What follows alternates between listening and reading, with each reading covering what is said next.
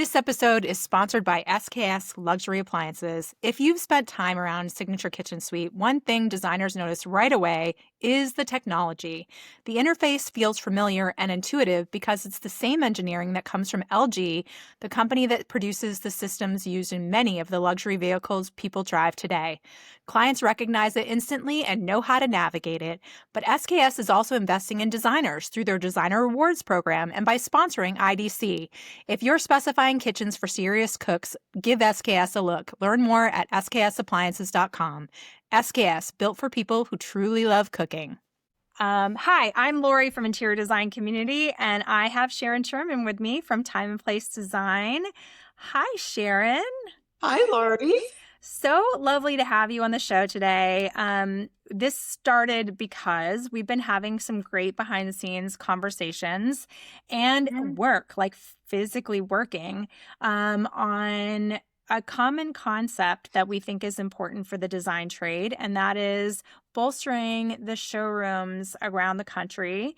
And honestly, I hadn't thought much about the showrooms much because I spend so much time thinking about designers that I haven't really thought about how they fit into the puzzle. So, learning from your relationships and other designers' relationships, and then having real great conversations with showrooms directly has really, sort of changed how I see things a little bit more. And I definitely think that they're part of the puzzle that we need to, as an industry, to come together and support the design trade. So I thought you'd be a perfect person to talk to because you kind of see it from all the angles. I'm trying. My business is changing a little bit, that I am doing more and more work with brands. And I think it's become because I'm coming at it from two different places. I'm coming at it from the place of interior design. Yes. I'm coming into it from the place of kitchen and bath design. Because the two showrooms are very different. They are. Yeah. They really are. Really different. And the way you work with each showroom is really different.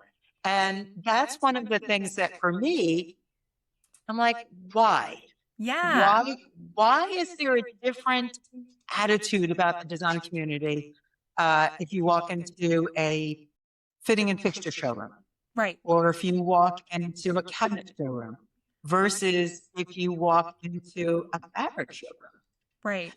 And I remember when I first started, I was completely intimidated walking into the G&D building in New York City, where there was this kind of attitude of, aloofness. And I thought, oh my gosh, what have I gotten myself into? Right. Then I walked into a kitchen and bath showroom, and it's like, hi, how are you doing? Come on in, let me show you around. And I was like, oh, these are my people. Right. Yeah. I think that's really tough. And do you think that's interesting that you said that because, we just had a podcast earlier today, which if you're listening, it's probably going to come out at a different time, but with Jenny York from Curry. And so, talking about the showrooms that they have built, the permanent showrooms, as well as all of the trade events that they do to support the design community and trying to really build community themselves, Yeah. And it is fascinating how much it's changed. We did kind of cover that there were periods where, there were showrooms that didn't allow designers in, 15 years ago. So, and how that has changed, and sometimes how that's the same still because some of the same people are still there, and how the model has changed and how it affects everybody that's in that model, so whether you're a rep and working directly for the manufacturer, whether you're a rep and you're independent, whether you're a showroom, whether you're a designer, the market in the last 10 years is unrecognizable from the beginning to the end. We are in a different time and it's evolving fast. It feels like it's evolving very fast to me. And partly that's a lot of weird things happening, right? Showrooms are starting to address the design community as a whole, maybe having kitchen, bath, and home furnishings. We're seeing some of that. Yes. We're seeing some buildup of community within the showroom level, and then designers themselves asking like, okay, I do like the direct relationship and I definitely want to make more money, but is the juice worth the squeeze? And all of those kinds of things that go around that topic. And certainly, I think every designer loves the idea that they could bring their client somewhere to see the product, right? And so that's the definite. But taking clients to High Point, and yeah, it's like, no, she's a celebrity now. They're like, hey, how are you? yeah, They're back again. And, well, and you know, writing and, those checks. but she really enjoyed it, you know, Yeah. and I was there this past week, and Mister was there, and he said, you know, we were talking to friends of ours, and they said, like, you're going with your designer to pick things out? And I'm like, yeah. I said, for this, it's such a collaborative work that I'm doing on this house. I've been working this house 3 years, right? And I really, for me, the way I work, my work is really collaborative. I want the clients involved. I want them to see the process. I don't want them to think I just snap my fingers and I make the perfect selection for them. I want them to know much more goes into their homes, of creating their homes for them. And my client was saying, well, all of our other friends are like, we just have people kind of pick things out and show us. And when it comes in, it comes in. You know, where they've been able to see the development of what we're doing and how it's adding to the story. And I think it's an old showroom concept where it's all a secret. We're all gatekeeping. We don't let anybody know what anything is. And I think it's really unfortunate, both for the designer, for the manufacturers, for the client, and for the showroom. Yeah. Yeah. I mean, I think that there are designers who have reasons why they don't want the client involved in some of that process. And I think that that makes sense for them and their business model too. Like, I definitely get, I don't want to confuse them. There's a lot of stuff I don't want. We all work Yeah. differently. Yeah. That's just for me, what I, Yeah, what absolutely. I think there's, a lot of different ways to work. And I love that we need to start thinking about that, what feels right to us as a design firm, but also how that impacts everyone else in the playground that we're what in. feels right to the client. You know, I have some clients who are like, I don't want to do that. Just like bring me 3 choices. I'm like, okay. I don't have that kind of time. And then other clients want more of a hand holding. And for a design's perspective, sometimes if your studio is run a certain way, that would be time consuming and too problematic to do. So there's a mix and match. When we look at the relationship between designers and showrooms and manufacturers, because it's so changing, because this is like feels very different in this time frame than it did even like pre-COVID, what do you see as the biggest transformation and challenge that we're all facing as an industry? How long is this podcast? So you got a changing client. Yeah. You have a changing environment for product and material. You have a changing environment for procurement. You have a changing idea of, again, what showrooms are like. And I'll just use this for an example. I went up to Rochester. I was invited to go and speak at a gorgeous tile showroom. And it's a family-owned business. It's third generation that's now taking it over. And I started talking to the head of sales and the current owner of the showroom. And we started talking about relationships and how manufacturers and showrooms really can create stronger connections with everyone, with the designer, with the builder, with the installer, with the public, right? Because sometimes public is coming in without a designer or a contractor. And when I found so interesting, and they were young, they could be my kids. And they were really listening, and that was part of the talk that I was giving. And we're not trying to convince designers what they want. It's really trying to help designers be more successful, be more profitable, be more efficient in how they're working in the showroom. And I use this very simple manner. So, Sharon, as you look at this relationship between designers and showrooms and manufacturers and how that has changed really since COVID, what do you see as, where the designers can act differently, be different with those suppliers so that we can have greater success as an industry. So What are those challenges and how can we work better the together? challenges are, I think there's an old style of marketing that still says, okay, I'm going to show you what you want and what you need.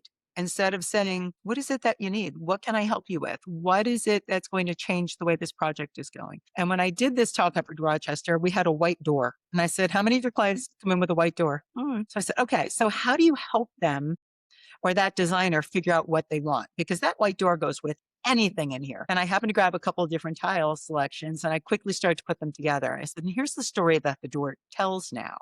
And then we took a plain dark brown stained door, which was kind of like, well, I did the same thing. I said, now this brown door has become a beautiful mid-century modern story. The white door is either a beautiful coastal story. It could be a very contemporary story. It could be a very transitional story, just by changing the things you put with it. Sorry, I have such an itchy nose. I apologize. There's this uncomfortable truth that brands don't understand the design community, right? They think designers are difficult to reach. They think designers are hard to engage with.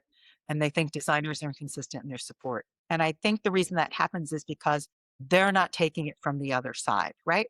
Designers want to engage with the showrooms. They just want the showrooms and the brands and manufacturers to understand what they need. And I've been to parties and events where huge amounts of money are spent on catering, on florals, on speakers, on advertising. PR teams are coming in, with elaborate installations to completely miss the mark on reaching those designers, right? They come in, they might grab food, they might have some cocktails, they never see them again.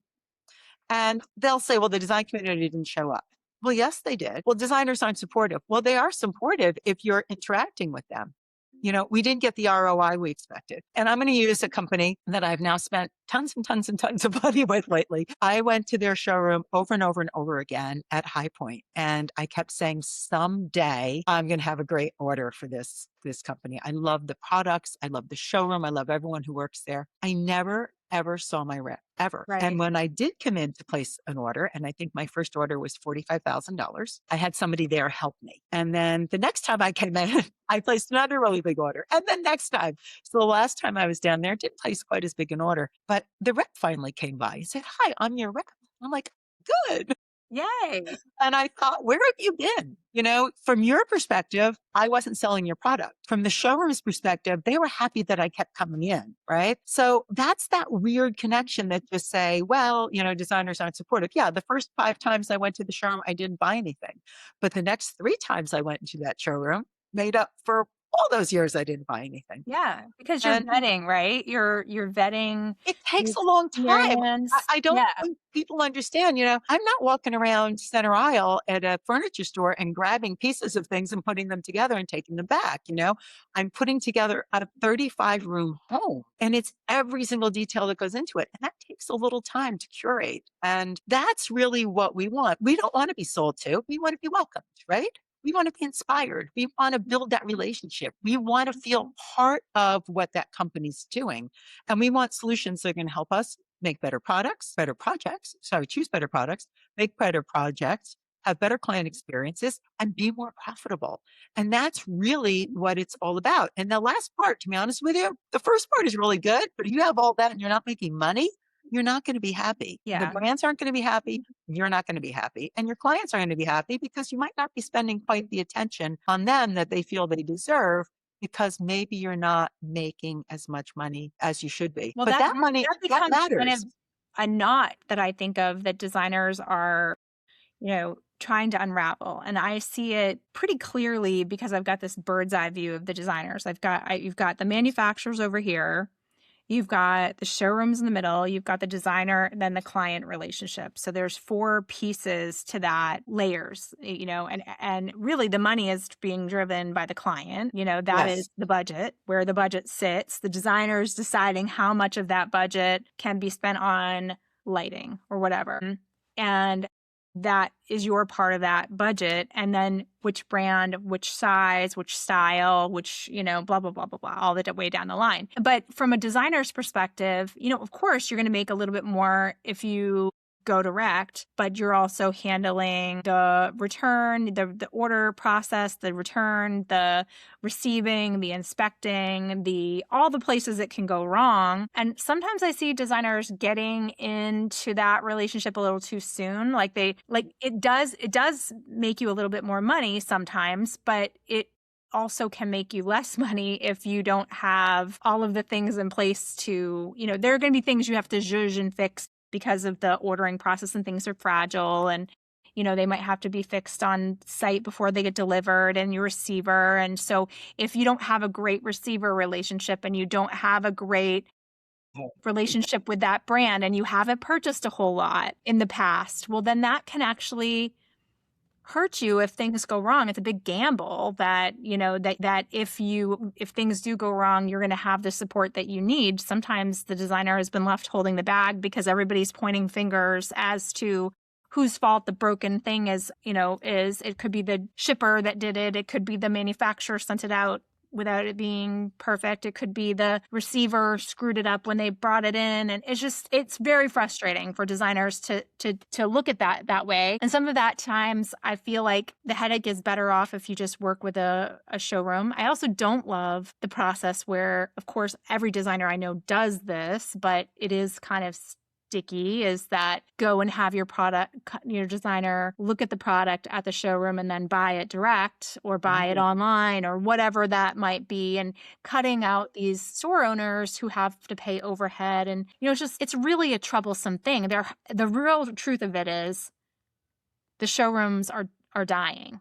in some places, not everywhere, but the showrooms are dying. And so where are you going to see these goods? Where are you going to have a client go test it? Where are you going to get the support that you need if they do go? And just think there's this idea of, well, you don't have to touch I'm just like, you don't have to touch the fabric. I'm like, yeah, I need to touch the fabric. And my one client, Lori, we were picking out counter stools and we were picking out fabric. And she said, those ones that I bought online, they were kind of like that hide that nobody can sit on because it's really like when you sit on it, sticks you in your legs.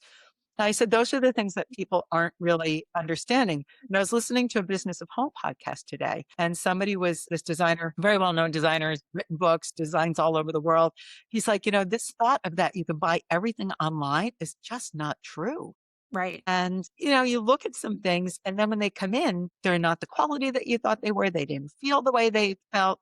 They smell funny. There's all these things that you cannot tell from just looking at something online. And, we've become a pick and click kind of society, which is really not good for design, right? We care deeply about the aesthetics, so deeply.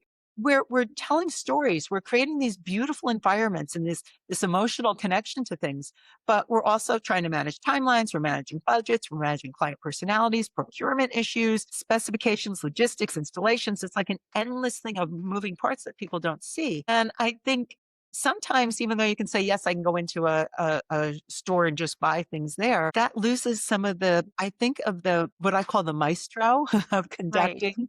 I say that a lot that designers are really conducting this orchestra and we're calling all the pieces in, right? And if something gets called in at the wrong time or plays the wrong note, that might be our fault and we have to be able to fix it. So I think designers have to decide what type of business they want, who their ideal client is, understand that the right client is everything and the wrong client is really something you want to avoid.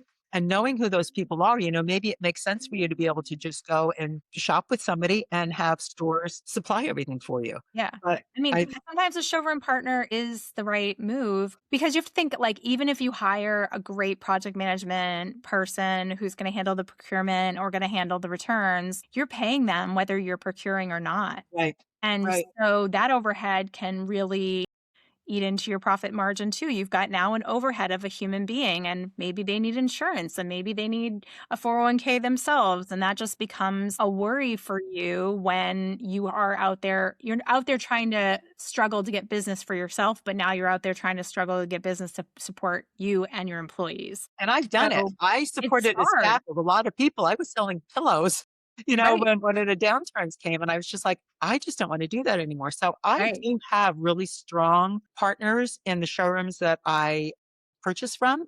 I am afforded because I don't have accounts everywhere. I don't go to 20 different tile stores. I have two tile stores that I really like. They're both very different. They supply very different products. But in both cases, I can talk to the one person that I deal with all the time. And I'll say, okay, I'm thinking about using this tile in this particular application. And she'll say to me, no, you're not, and that if something happens and I can't be there and a client needs to go back and look at something again, she knows me so well that she can actually say to the client, Sharon would love that. Or she would say, I think you can find something better. And those are the relationships that are super important to be able to develop if you're going to function in that way. Yeah. And that's a matter of a business strategy, Well, I which is feel another like whole podcast.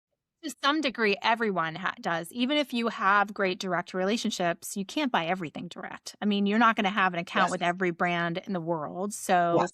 there are some things that you're going to buy online or in shops or antique stores or whatever. I mean, you have too much access to product for it to be, just concentrated to a few brands. But I will say the successful designers that I know in this industry do this 80-20 rule where 80% of their stuff comes from a few core Mhm. brands that they Yes. build long-term relationships with, because when you pick up the phone, they answer because they know your business and they know the amount of business you bring to the company. And so you're much more important to that brand. And there are lots of ways to get there. I Yes. will say, money is part of it, but how you treat people is part of it too, and how you collaborate with people. I know a designer, was bringing her up in the last conversation, who really thinks that she gets better pricing from brands because she has built such a collaborative relationship with her brands. Whenever she does a photography project, where she gets the photos, she takes some of those photos herself, direct in line of those products, and sends them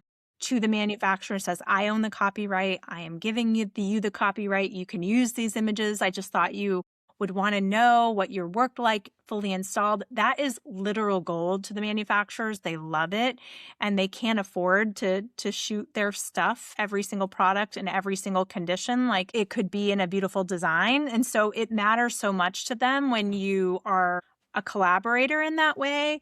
And so those are things we need to think about as how we work with people and how we represent people. The same thing goes for showrooms, I think. Like, I think of all the designers I know, how large of a portion the solo entrepreneurs are, and Huge. how much like a good showroom who is intent on building community, like same foundation of IDC. Imagine there was a showroom that acted like IDC acts to its membership.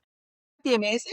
Wouldn't that be amazing? And wouldn't it be like a collaborative, like people sharing information with how to price and what great details to offer, and cool little shops outside of the showroom to go get accessories, or how are you making money on that? And how does that process work for you? And oh, you're pricing it there. I should probably price it over here.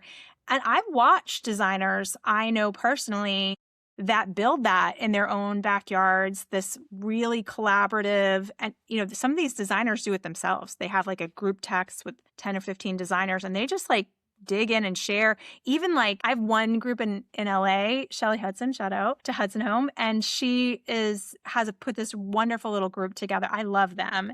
And they share like, hey, I'm bidding on this particular client's names project, anyone else up, because they're all literally Mm. serving those beach cities near LA. And they don't they're very good to each other. They're really, really good to each other and have each other's backs. And sometimes somebody's the right fit. They don't take it personally, and they don't, they just are really collaboratively navigating the It's industry together. community. That's That's what we community. need. We don't need networking for the sake of networking. We don't need transactional hospitality.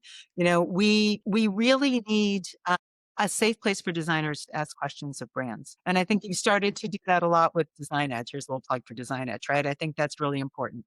Where collaboration means more than ego, where people leave smarter than when they arrive, where everybody in the room feels respected for the expertise they're bringing to the table. I think that's what designers keep telling brands that they need. You've created it with Design Edge. You've created it with the interior design community.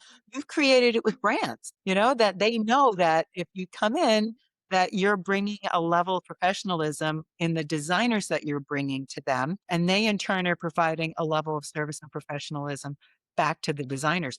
Those are the successful brands. Those are the successful manufacturers. Those are the successful showrooms, right? We as designers want strong manufacturer partnerships. We want collaborative showrooms. We want trusted vendor relationships. We want experts we can rely on. We want resources that help us better serve our clients. I don't want to get an email from a brand that says to me, you haven't purchased anything lately, so we're going to drop your discounts. It's not going to be as good as it was before. And I'm like, well, all right, I get paid a percentage on my net. So it's going to make me more money. Like, don't threaten me because, Right. I've supported you when I can. And I think brands sometimes forget how long it takes for a designer to pull a project together. Not everything is a 24-hour design scenario. Not everything is I can snap my fingers, and I'm going to blame the design community on this, where they show a picture of a room and they put it up on Instagram and they're walking through and they snap their fingers and it's all done. And I'm like, that's dangerous. Yes, it's kind of fun, but it's really not showing what goes into all of this. And I think many times the reasons that the design community isn't treated maybe the way we want to be treated is that people forget how many things we manage at one moment. And every question runs through us and we don't talk about it enough. I talk about it a lot. This is my new my platform. It's my new, what do they call it? Soapbox. It's my soapbox that I've climbed up on quite a bit lately, and really talking about how difficult it really is to manage what we manage and do what we do and make it look effortless and never have the client be upset and have them have a beautiful home. I mean, I'm running into a problem with somebody I brought into a project after 4 years of being in this business. I made an error in judgment and I am paying the price. But my client knows what is going on and how much effort I'm putting into this. And she keeps saying to me, thank you so much for being there, because if we had to manage all of this, we'd be done. We wouldn't be able to do any of this. And you do it without missing a beat. And I'm like, if you only knew.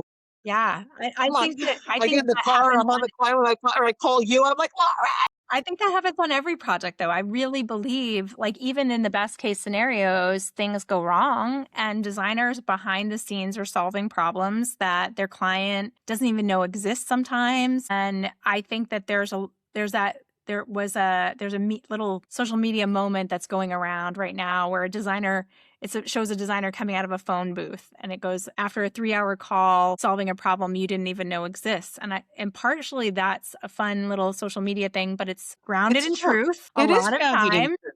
It is grounded in truth. And you can't really build great relationships when things only go well. You have to be willing to every once in a while build that great relationship if something's going sideways for that designer. I mean, I just had it, right? Where somebody's supposed to install a countertop. They were supposed to come in the morning when everybody was on site. They didn't get there till 4:30. I get the phone call. I've got to go drive to the job, open the house. And I explained to them that it's a sauna. Sorry, I lied. It's a steam room. So we've pitched the ceiling so the water runs back and down the walls. And we need to pitch the seats of the steam room so the water doesn't pool at the back.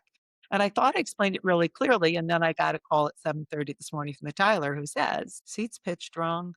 And I'm like, you've got to be kidding me. I explained all of that. I texted my supplier and I'm like, I'm so sorry, but I thought I explained this properly. It's probably my fault that I didn't explain it as well as I should have, but I need them to pitch the seats so the water doesn't pool at the back seam and create a leak. And he said, we'll be there tomorrow morning. Yeah. Yeah. But those relationships don't come overnight, where someone is 34 like, years yes, of that. I will take care of it. I Yeah. will, help you. How has I, I know that bad relationships have cost your brand money for sure. How have they all good relationships saved your brand money? My gosh. In countless ways. Let me count the ways. By letting me know, for example, that's not a product that we should be using here. Knowing what you've told me about your client, let's not put that in. Let's put this in instead, because I know what the maintenance is going to mean to them. So can you imagine if I put something in that was such high maintenance that I didn't realize that product was going to bring? I'm going to use stone countertops is probably one of the biggest things. How you do seaming, Yeah. where you're seaming a countertop. And I'm like, wow, does that really makes a big difference? Finishes on doors, making sure that I don't like a mitered cut door. Sorry to all the mitered cut door manufacturers out there. I don't like them. I don't like they look beautiful. I'm just not convinced they really hold up all that well. I think really the using certain products in certain areas and having a brand or a manufacturer or vendor say to me, no, don't do it. Really don't use this instead. That would be one. Recommending the right people to do the work. So having somebody like a specialized floor that we're installing in a gym, I was just like, I am so out of my element of comfort here. And I said, I really need a good professional to be able to install this material. So they're like, okay, here's another great one. I'm going to shout out to Splashworks. Tom from Splashworks, I bow down to you. So I'm ordering acoustical material for a media room, and my paper hanger says to me, how the heck do I install this? And Yeah. so I called Tom, like, how the heck does he install this? And he said, here is the full dossier on how to install the material. Here's the name of installer that does this all the time, that will speak to your paper hanger, tell them exactly how to hang it. Make sure you use this, not that. Make sure you do it this way, not that way. And I'm like, my gosh, here's the telephone number. So before the product was ever ordered, sending all of this information to my paper hanger so that there was not a problem with installing it, and with us preparing the walls for what had to go in first, right? Make sure that this is what's underneath. That's the kind of respect that I so value from a manufacturer, to have the foresight to say, hey, let's look at this and let me explain to you how this should be done. It's when people don't work with the team and create just a bad energetic field. It's the only way I can really Well, think. I think that that's the issue is too is your relationship suffers too if things go wrong. So you're thinking of all the things that possibly could go wrong before they go wrong so that you can adjust and go from there. And I think that's I think a lot of designers are in that same issue, same bubble of trying to figure out how to navigate these sticky situations. There is a little bit of tension on the manufacturer direct relationships in some ways, because I feel like things have changed so much and so dramatically over the past years, with more showrooms dying and more brands saying, I want to be designer friendly, and then having to educate that market about what that really means. And are you ready? And sometimes it's some internal work that you have to do first, because the team misses the days of having the big showrooms all over the place that knew the business really, really well, knew what fabrics to order, and what, like they were much more experienced with the ordering process, return process, could fix things internally. And they were just a higher volume, easier client. And designers are not that. We are very demanding. It has to be perfect. It has to be delivered on time. And it's maybe they're only making $5,000 from the order. You know what I mean? So it's a very different animal than a business is doing $80 million with them. I mean, it's just the reality of the situation. So I don't know. It's just really a tough thing. I think Here's that the thing for manufacturers have me. to look at themselves internally first. Do I But want this business? that is so true, right? My thought on a lot of this is, yeah, you can have somebody that does $80 million. Are you going to get paid? You're looking for that big multifamily housing project, and I've done them for years. I've watched them go under. I've watched them not pay their bills. I have seen, talking to this tile shop, they were like, how many people owe us $20,000 and $30,000? I'm like, how'd you let that happen? Yeah. um, and I think those are really important things. And I have said, so I have probably 25 accounts across furniture, flooring, and I would say wall covering and accessories. Now that doesn't sound like a lot, but that's 20 manufacturers, and I support them. And that's why I say I don't need 100 accounts. I need 20 really good ones, because I'm going to be there in good times and I'm going to be there in bad times. Where other companies may come in, or they may have one project that they'll order from, and then you never see them again. And as you said before, every one of the brands that I work with, they appear in my stories, right? They appear on my Instagram feeds. They appear in my blogs. They appear so many places, on my portfolios, in my editorials that I write. And I really support them. And recently I got from a brand, a manufacturer, two things. First of all, I have these community calls. Yes. Second Wednesday of every month, come join us. And the the owner of one of the cabinet companies came on and said, we've had a relationship for over 20 years. And when we met Sharon, she said, guys, you need this door, you need this finish, you need this, you need that.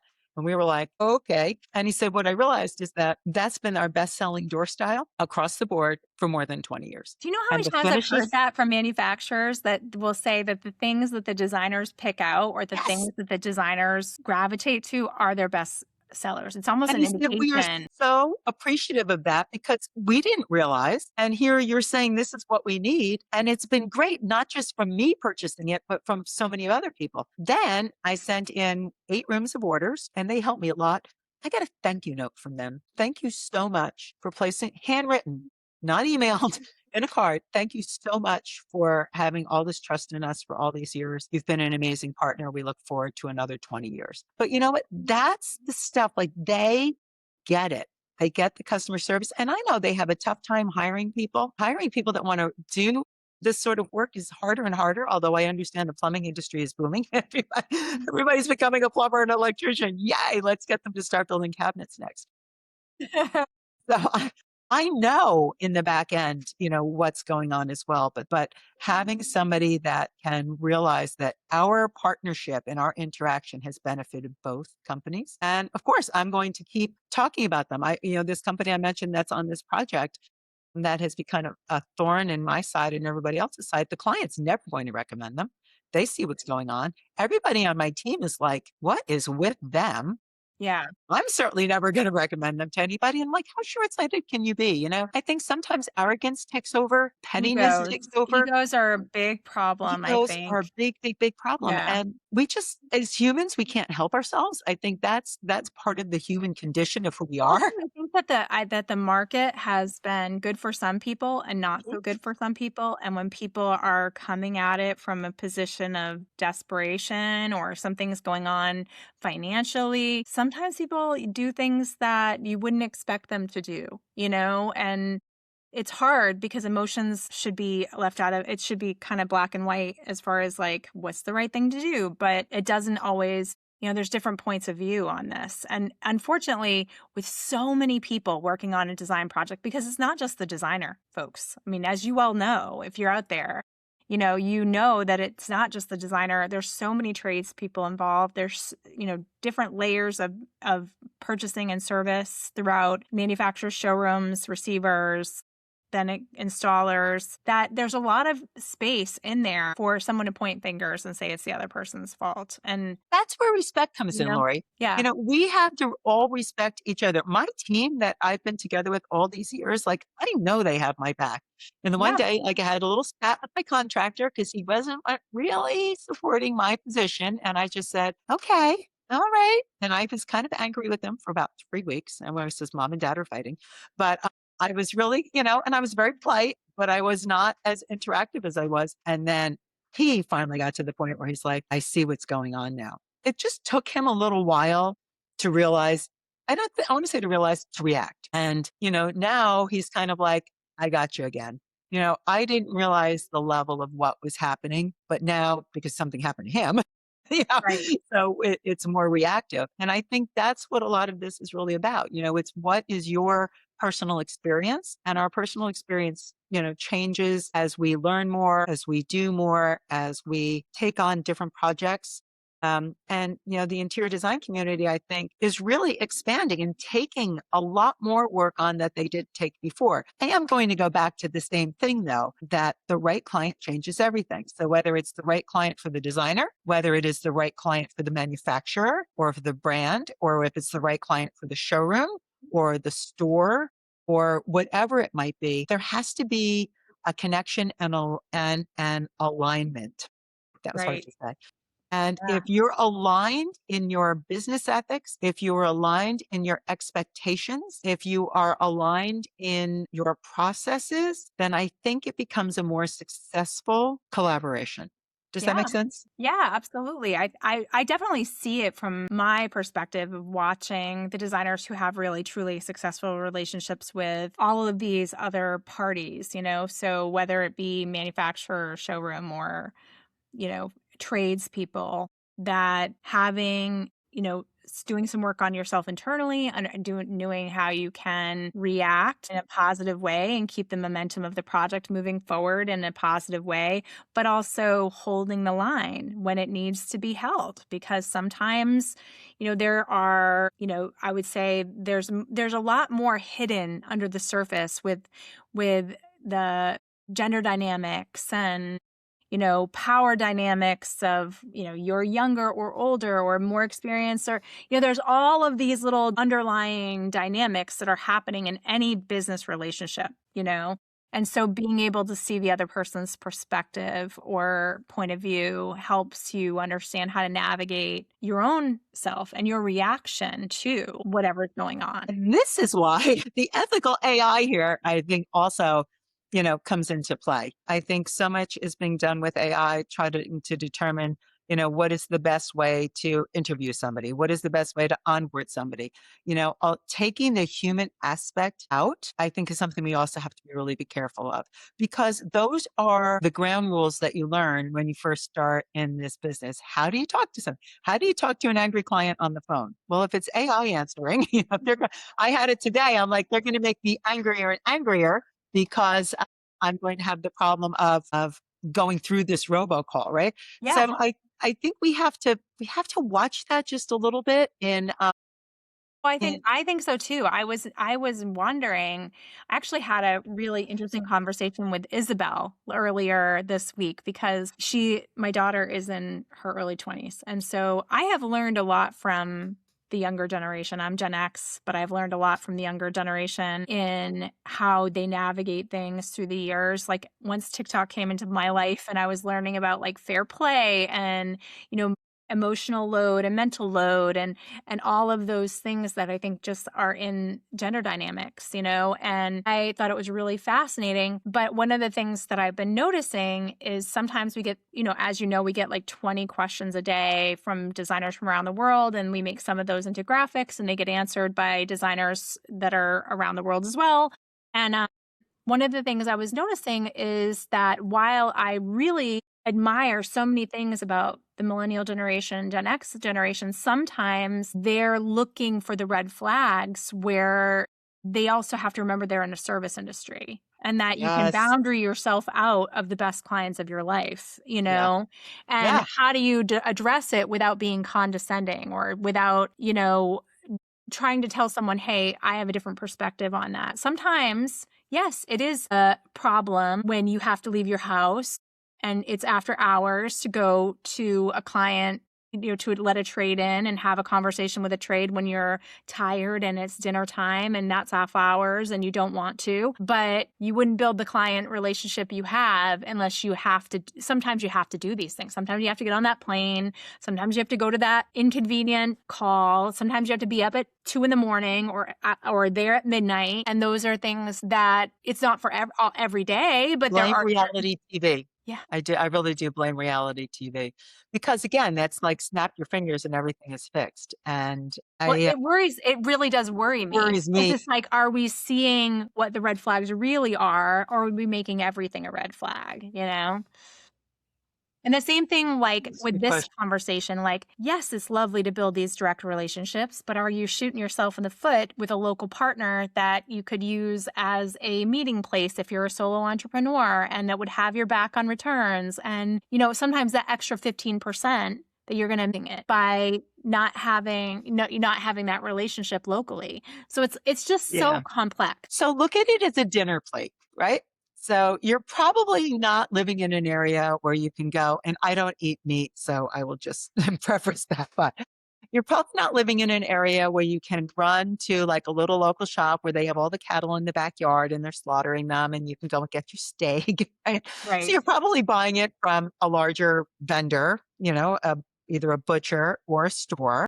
So that's kind of like your bigger retail aspect, right? So you're getting your main proteins, let's say. I'm probably not going to get in my car and drive to a lake and fish and, grab that stuff. But I do support a local CSA. So every Wednesday I get in my car and I go and get my little bag of veggies.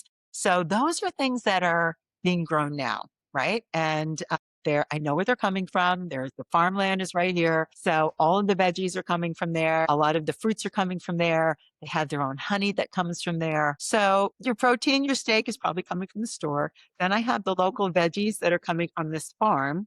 And then, maybe I'm going to make dessert myself. Although there is a really cool, very small little boutique shop that makes the most amazing macarons here ever. Right. So maybe that's going to be my splurge for something that's so special that is going to really finish that whole meal. Right.